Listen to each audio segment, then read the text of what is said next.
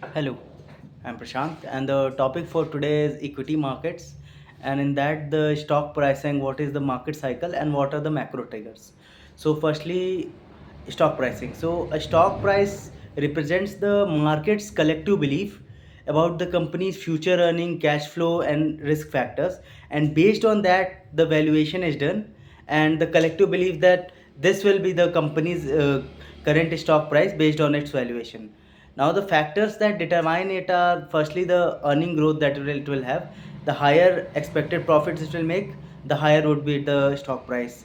Then we have the interest rates, where the if the interest rate of a company are high, it will have a lower stock price.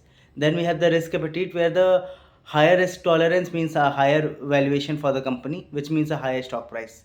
Then we have market cycles. So equity markets have it moves in circle. It's usually have four phases. Firstly, it is expansion, where the economy grows and the markets will rise, so the prices will rise. Then we have the peak, where there is a lot of euphoria and lot of overvaluation of the companies. Then we have recession, where the economy contracts and there is a lot of panic among people and the prices of the stocks drop as people start selling stuff. Then we have the recovery, where there is early signs of revival and investors start to put back their money again.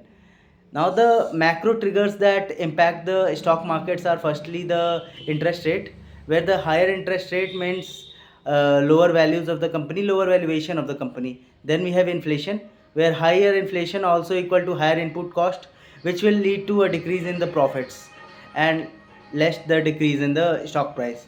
Then we have the GDP growth, where a higher GDP growth means better prices for the companies, more profits for the companies, which mean higher corporate earnings and higher valuation for the companies.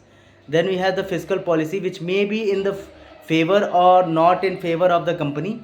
So, but mostly government spending boosts the economic sectors.